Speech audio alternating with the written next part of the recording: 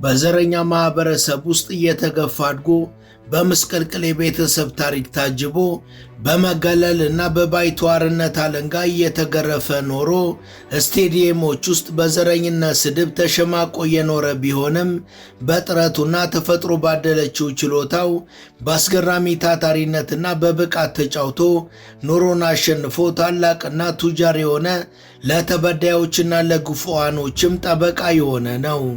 ዘር፣ ሃይማኖትና የቆዳ ቀለም ሳይመርጥ ለሁሉም ምንዱባኖች ኳስ ከጀመረ ጀምሮ እስከ ዛሬ ዘወትር ግማሽ ደሞዙን ለእርዳታ ይሰጠና ትልቅ እገዛን እያደረገ ያለ ከዚህ ባሻገርም በተንደላቀቀ መልኩ በቅንጦት የሚኖር የህይወት ጥሪውንም ከዳር ያደረሰ ልበ ርኅሩህ ስኬታማ ሰው ነው። ከሱዳን እስከ ጣሊያን በመላው የዓለማችን ክፍል ለእርዳታ እርጥብ እጆቹን ዘርግቷል። ግዙፍ ሆስፒታሎችንና ትምህርት ቤቶችንም ገንብቷል። በአፍሪካ ያሉ የኳስ ችሎታ ያላቸው እንዲሁም ልዩ ልዩ የፈጠራ ሥራዎችን ለመስራት ፍላጎት ያላቸው ታዳጊዎችን በቀጥታና በዘላቂነት እርዳታዎችንና ድጋፎችን እንዲያገኙ እያደረገ ነው። በእንግሊዝ በዋልጌ ተማሪዎች ይወረፍና ይሸማቀቅ የነበረ ታዳጊን ትምህርት ቤቱ ድረስ ሄዶ ከዳይሬክተሮቹ ጋር ተነጋግሮ ልጁ እስከ መጨረሻው ተከብሮ እንዲማር አድርጓል። ሜዳ ውስጥ ነውጠኛ ተጫዋች ነው፣ አወዛጋቢ ነው ቢባልም ሕይወቱ በመልካምነት የተሞላ የልብ ቅንነቱንና ደግነቱን ያህል ጫፍ በደረሰ ቅንጦት የሚኖር ከቤቶቹ እስከ መኪኖቹ ከሰዓቶቹ እስከ አልማዝ ጌጣጌጦቹ በተንቆጠቆጡ ነገሮች የተሞላ ሕይወትን የሚኖር ነው። Who is the real Mario Balotelli? From a childhood split between two families to becoming a global superstar, Mario Balotelli's story is a masterclass in resilience. The media loves to paint him as a bad boy, but there's so much more.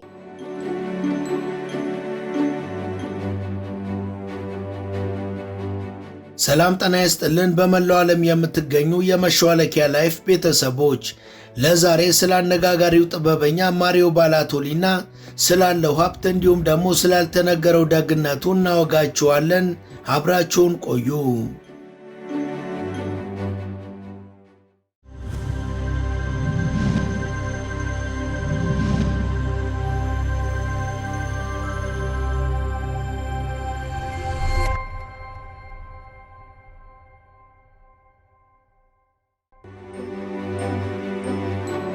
ማሪዮ ባሎቴሊ ባርዋ የተወለደው ነሐሴ 12 ቀን 1990 በሲሲሊ ግዛት ፓሌርሞ ከተማ ከጋናውያን ስደተኞች ቤተሰብ ነው።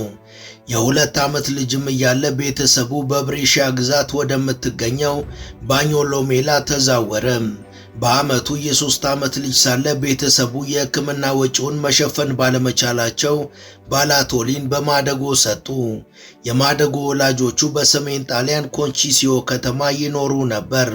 በመጀመሪያ በሥራ ቀናት ከአሳዳጊዎቹ ጋር ቆይቶ በሳምንቱ መጨረሻ ወደ ወላጆቹ ይመለስ ነበር። በኋላ ግን ሙሉ ጊዜውን ከማደጎ ወላጆቹ ጋር በማሳለፍ የነሱን ስም ወሰደ። በሰኔ 2012 ጣሊያንን ለ2012 የአውሮፓ ዋንጫ ፍጻሜ ያደረሱት ጎሎችን ለአሳዳጊ እናቱ ለሲልቪያ ሰጥቷል። የጣሊያን ዜግነት ለማግኘትም እስከ 18 ዓመቱ መጠበቅ ነበረበት። ነሐሴ 13 ቀን 2008ም የጣሊያን ዜግነትን በይፋ አግኝቷል። ባሎቴሊ አቢጋል፣ ኢኖክ እና አንጃል የተባሉ 3 ወንድሞችና እህቶች አሉት። ወንድሙ ኢኖክም ፕሮፌሽናል ኳስ ተጫዋች ነው።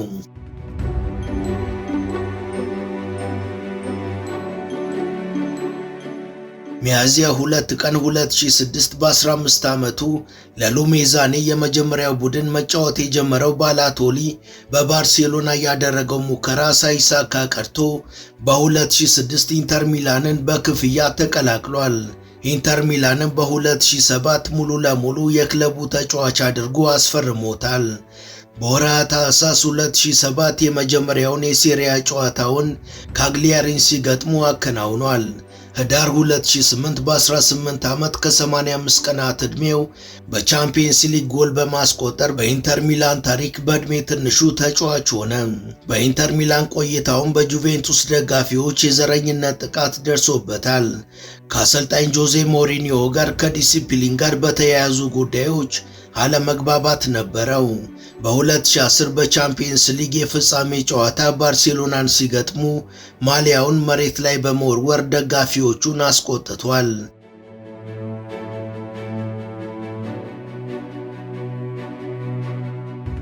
ነሐሴ 12 ቀን 2010 ማንቸስተር ሲቲን በ21.8 ሚሊዮን ዶላር ተቀላቅሏል። በ2010ም የጎልደን ቦይ ሽልማትን አሸንፏል። በ2011 ክለቡ ማንቸስተር ሲቲ የኤፍኤ ካፕን እንዲያሸንፍ ከፍተኛውን አስተዋጽኦ ተጫውቷል። በ2011-12 የውድድር ዘመን ማንቸስተር ዩናይትድን 6-1 ሲያሸንፉ 2 ጎሎችን አስቆጥሯል። በ2012 በመጨረሻው የእንግሊዝ ፕሪሚየር ሊግ መርሃ ግብር ዋንጫ ያስገኘችላቸውን ኳስ ለሰርጂዮ ራሞስ አመቻችቶ አቀብሏል። ነገር ግን በክለቡ በነበረው ቆይታ በርካታ የቀይ ካርዶችና የዲሲፕሊን ቅጣቶች ደርሰውበታል። በጥር 2012 ኤሲ ሚላንን በ20 ሚሊዮን ዩሮ ተቀላቀለም። በመጀመሪያው የውድድር ዘመንም በ13 ጨዋታዎች 12 ጎሎችን በማስቆጠር ድንቅ አቋም አሳይቷል። ነሐሴ 2014 ደግሞ በ16 ሚሊዮን ፓውንድ ወደ ሊቨርፑል ተጉዟል።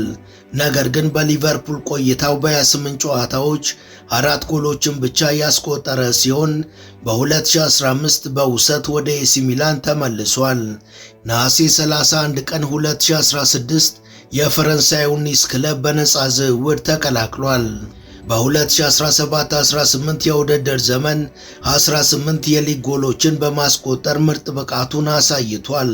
ሆኖም ከአዲሱ አሰልጣኝ ፓትሪክ ቪዬራ ጋር በነበረው አለመግባባት በጥር 2019 ኒስን ለቆ ማርሴይን ተቀላቅሏል። ማርሴይ ውስጥም በመጀመሪያዎቹ 5 የሜዳ ላይ ጨዋታዎቹ በተከታታይ ጎል በማስቆጠር ታሪክ ሰርቷል።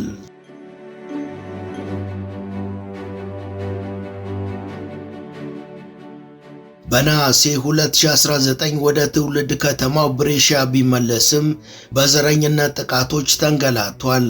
ክለቡ ወደ ታችኛው ሊግ ከወረደና እሱም ከልምምዶች ከቀረ በኋላ ኮንትራቱ ተቋርጧል። ነሐሴ 2020 የሴሪ ቢ ክለብ የሆነውን ሞንዛን ተቀላቅሏል።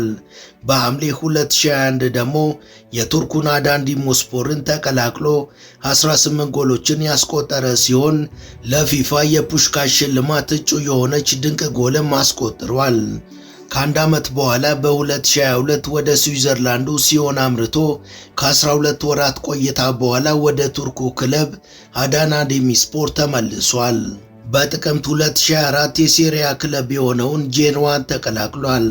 ባሳለፍነው ጥር 2026 ደግሞ ወደ ተባበሩት አረብ ኤሚሬትስ በማቅናት ለክለብ አል ኢቲፋቅ ፈርሟል።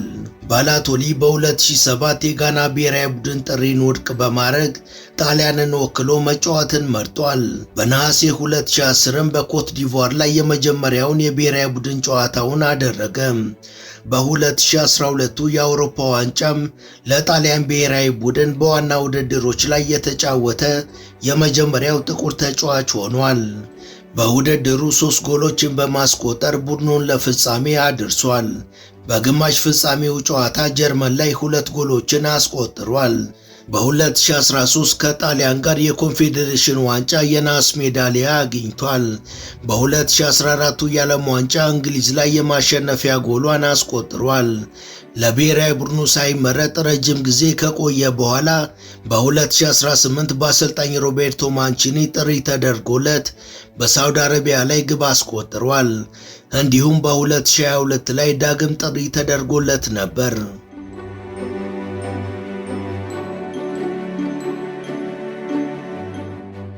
ባላቶሊ ፈጣን፣ ጠንካራና ሁለገብ አጥቂ ነው።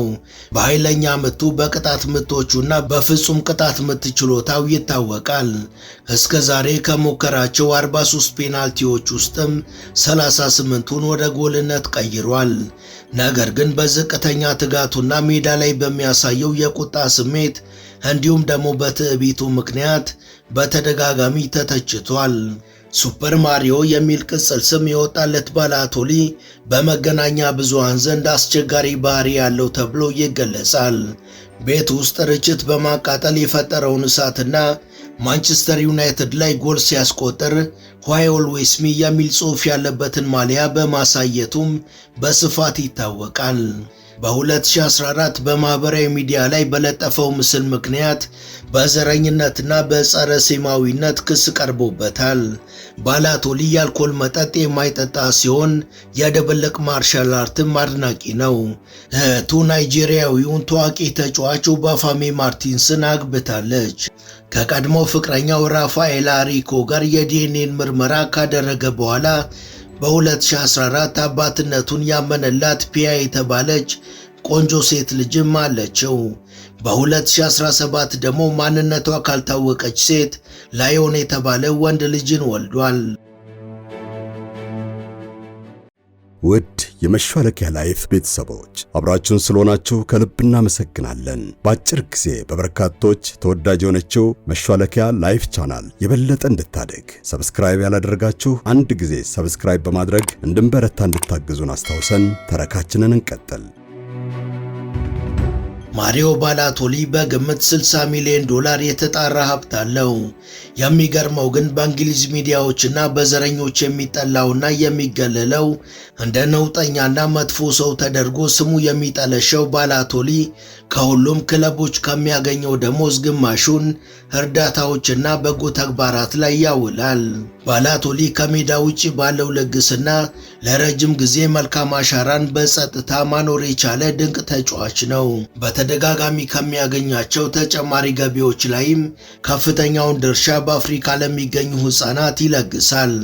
በሱዳን ያሰራው ግዙፍ ዘመናዊ ትምህርት ቤት ባላቶሊ ከኢንተርናሽናል ጨዋታዎች ያገኛቸውን ቦነሶችንና የመጫወቻ ክፍያዎችን ሙሉ በሙሉ ለመሰል እርዳታዎች የሚያውል ነው።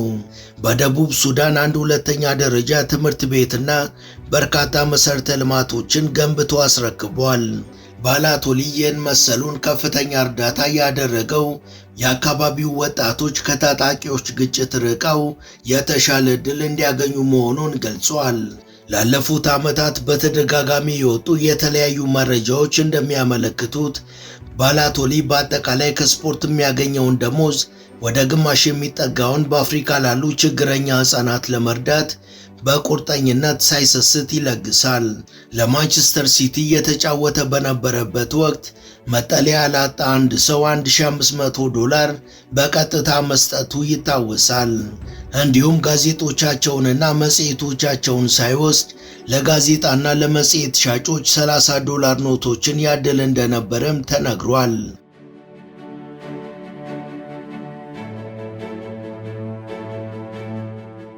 ባላቶሊ ለውሾች ባለው ጥልቅ ፍቅርም በሰፊው ይታወቃል። የራሱን የቤት እንስሳዎች ለብቻ ለይቶ የሚያኖራቸው ሲሆን በማንቸስተር የውሻዎች ማቆያ መጠለያ ውስጥ በአንድ መኖሪያ ቤት ላይ ከደረሰ አስከፊ የእሳት አደጋ በኋላ ስሙ እንዳይገለጽ በመፈለግ በ10 ሺዎች የሚቆጠር ገንዘብን ረድቷል። ከሜዳ ውጪ በመልካምነቱ የሚታወቀው ባላቶሊ በትምህርት ቤት በጉልበተኞችና ጥሩ ባልሆኑ ተማሪዎች ከመጠን በላይ የሚንቋሸሽና ይሳቅበት የነበረ ተማሪን እናቱን በቀጥታ ወደ ትምህርት ቤት በመውሰድ ከርዕሰ መምህሩ ጋር አብሮ ተወያይቷል። ችግሩን ከሌሎች ተማሪዎች ጋር በመነጋገርም ፈቷል። ባላቶሊ ለሊቨርፑል ፋውንዴሽን እና ለመሰል ትኩረት በሚስቡ የበጎ አድራጎት ግጥሚያዎች ላይም ዘውትር በመሳተፍ ጎልን አስቆጥሯል። በአፍሪካ ስቴዲየሞችን ለመገንባትና በአፍሪካ ያሉ ወጣት ባለተሰጦች ላይ ኢንቨስት በማድረግ የሚያበረታታቸው ሲሆን ከሱ ጋር በመሆን የገንዘብ ማሰባሰቢያ እንዲያደርግም ለአፍሪካ እግር ኳስ ተጫዋቾች በይፋ ጥሪ አቅርበዋል።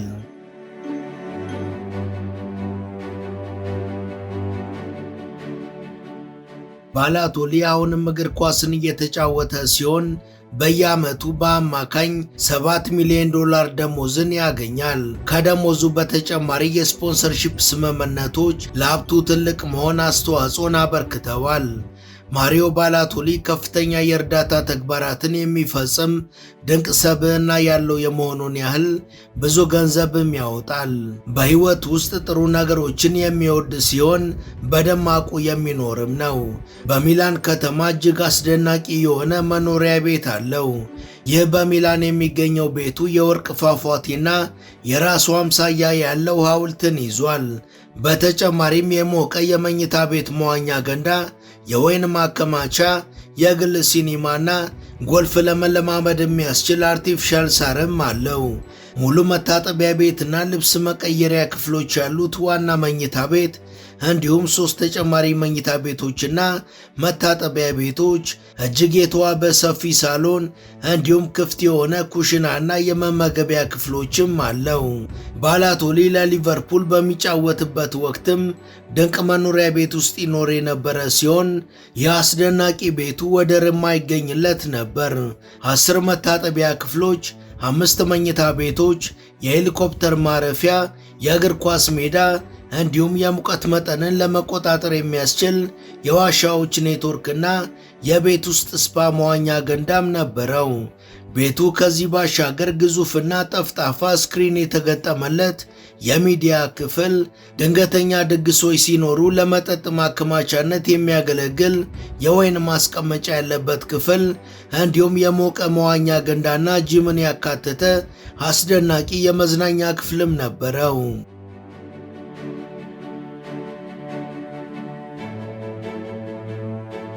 ወደ መኪና ስብስቦቹ ስንመጣ ባላቶሊ በምርጫ ረገድ ወደር የለውም።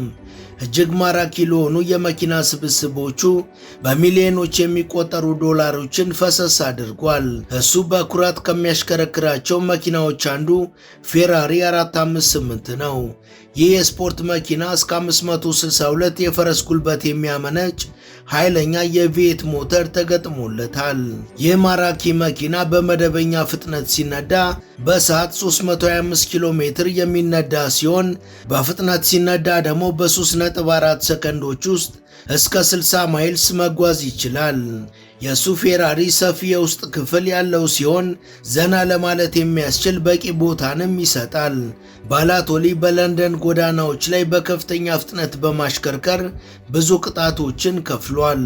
ባላቶሊ ለዚህ አስገራሚ መኪና $240,000 አውጥቷል። ባላቶሊ ለአስገራሚው የቤንትሊ መኪናው ማሻሻያም $250,000 ፈሰስ አድርጓል። ይህን መኪናውን በተጨማሪ ክፍያ በካምፍላጅ ፊኒር እንዲያሸበርቅ አድርጓል። የውስጠኛው ክፍል በቆዳ የተለበጡ መቀመጫዎችንና የእንጨት ማስጌጫዎችን ይዟል። የፊት ለፊቱ ክፍልም ዓይንን የሚስብና ደማቅና ቀጥ ያሉ ብረቶችን በያዘ ግሪል የተሸፈነ ነው። ይህ የቅንጦት መኪና ቪኤት ሞተር 505 የፈረስ ጉልበት ያለው ሲሆን በመደበኛ ፍጥነቱ በሰዓት እስከ 96 ኪሎ ሜትር ይጓዛል። በከፍተኛ ፍጥነት ሲነዳ ደግሞ በሰዓት 296 ኪሎ ሜትር ርቀት ላይ ያደርሳል።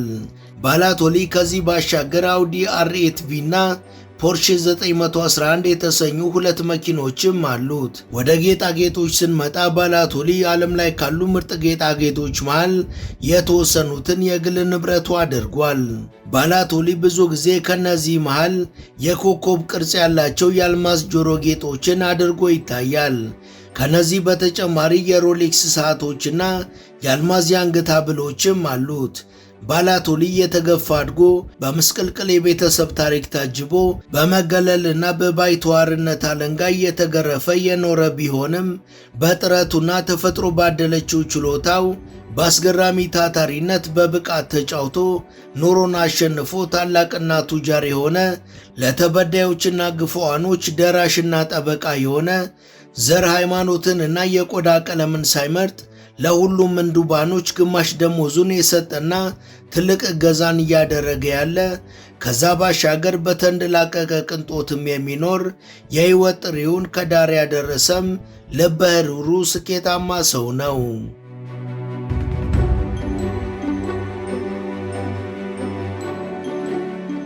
ወደ ቻናላችን ቤተሰቦች በአወዛጋቢው ማሪዮ ባላቶሊና በአስደናቂው ለጋስነቱ እንዲሁም ደግሞ ስላለው የአኗኗር ዘይቤ ያስቃኘናችሁ የዛሬው መሰናዷችን ይህን ይመስል ነበር። እስከ ዝግጅታችን ፍጻሜ አብራችሁ ስለነበራችሁ ከልብ እናመሰግናለን። በቀጣይ ቢሰሩ የምትሏቸውን ርዕሰ ጉዳዮች ብትጠቁሙን ደስ ብሎን እንቀበላለን። ቻናላችንን ሰብስክራይብ፣ ላይክ እና ሼር እንድታደርጉ እየጋበዝን ለዛሬ በዚሁ ተሰናበትን። መልካም ጊዜ።